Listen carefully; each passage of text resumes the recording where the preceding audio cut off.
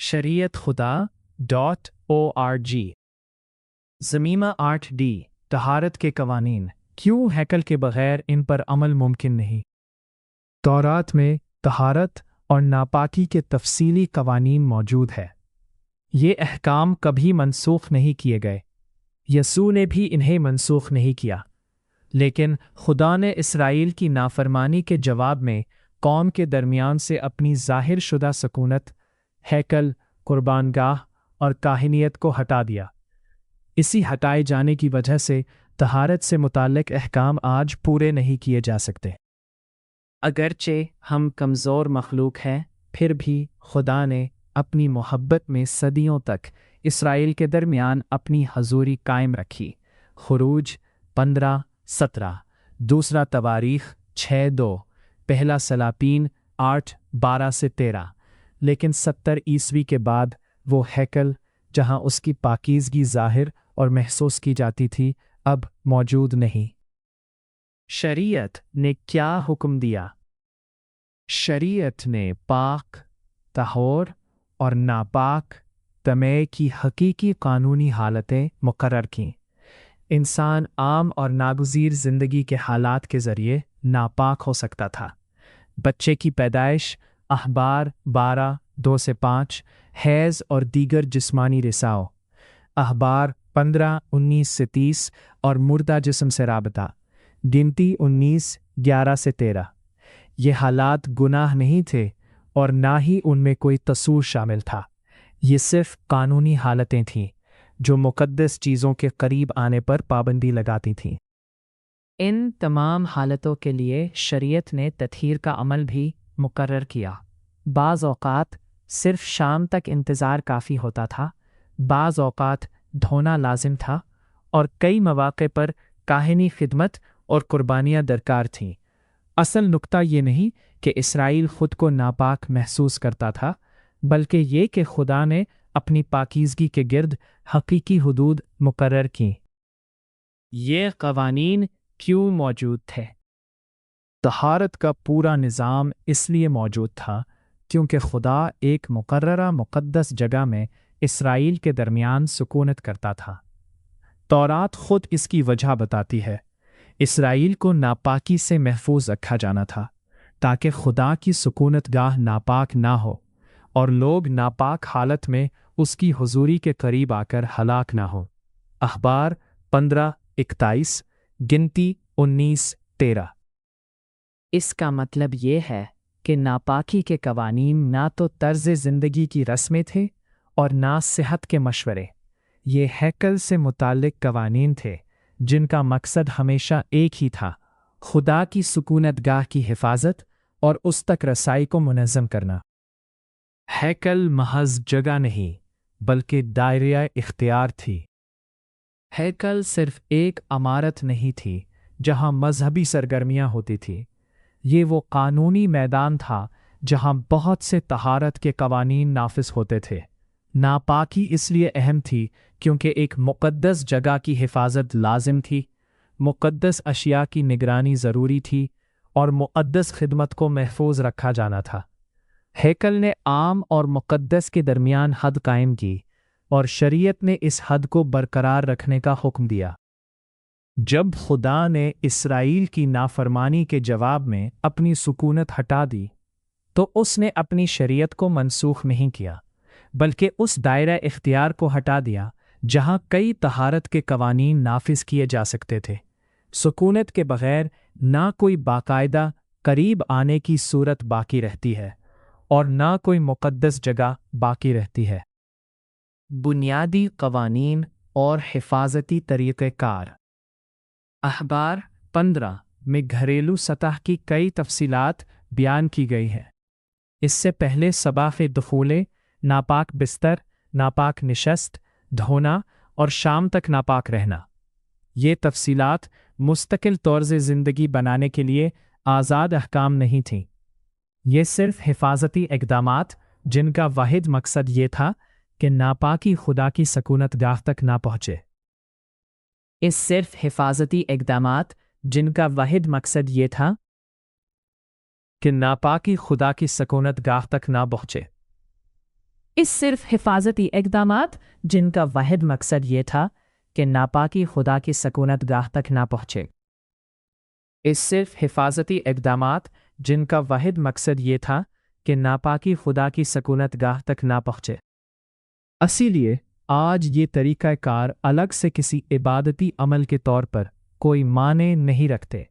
उस हैकल के बग़ैर जिसकी हिफाजत के लिए ये बनाए गए थे, इनकी नकल इताअत नहीं बल्कि अलामती नकाली है।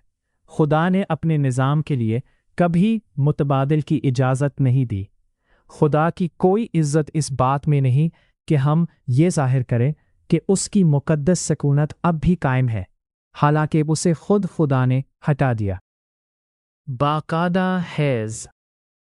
तौरात में बयान की गई नापाकियों में बाकायदा हैज़ मुनफरिद है, क्योंकि ये पेशगोई के काबिल, नागुज़ीर और सिर्फ वक्त के गुज़रने से ख़त्म होने वाली हालत है।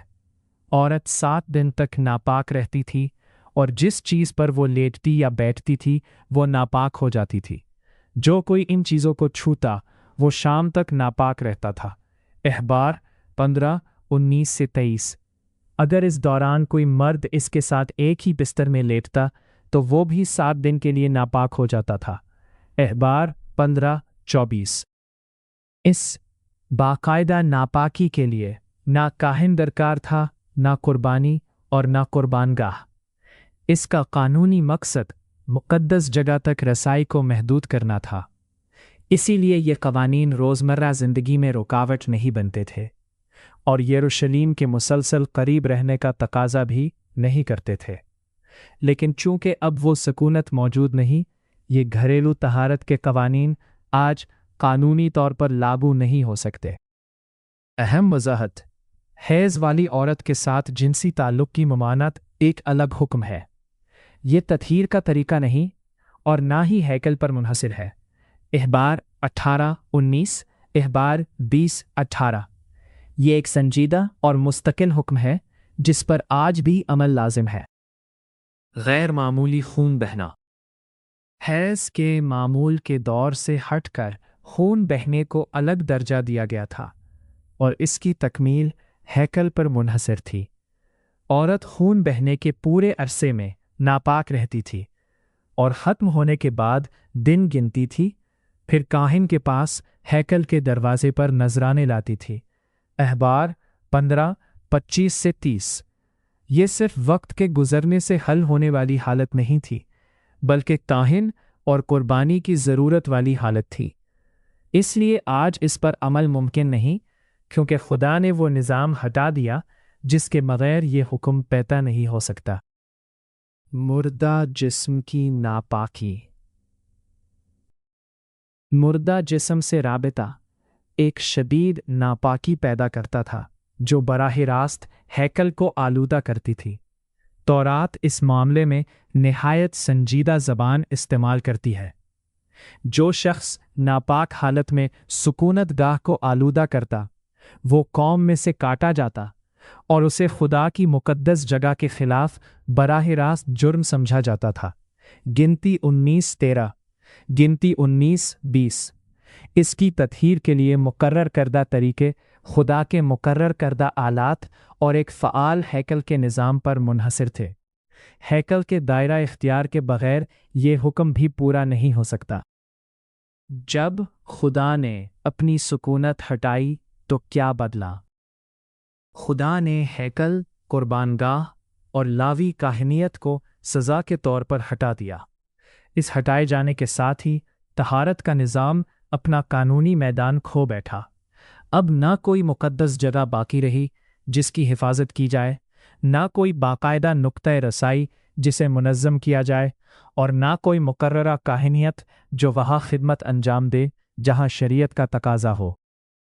इसीलिए आज तहारत से मुतल्लिक़ कोई भी हुक्म अमली तौर पर पूरा नहीं किया जा सकता। इसलिए नहीं कि शरीयत ख़त्म हो गई, बल्कि इसलिए कि खुदा ने वो दायरे इख्तियार हटा दिया जिसमें उन्हें कानूनी क़ुव्वत दी थी। शरीयत कायम है, हैकल मौजूद नहीं। अलामती तहारत क्यों नाफरमानी है? कुछ लोग खुदा के निज़ाम की जगह ज़ाती रसूमात, रूहानी धुलाइयाँ या घरेलू नक्कालियाँ कायम करने की कोशिश करते हैं, लेकिन खुदा ने कभी मुतबादल की इजाज़त नहीं दी। इसराइल को नए तरीक़े ईजाद करने की आज़ादी नहीं थी।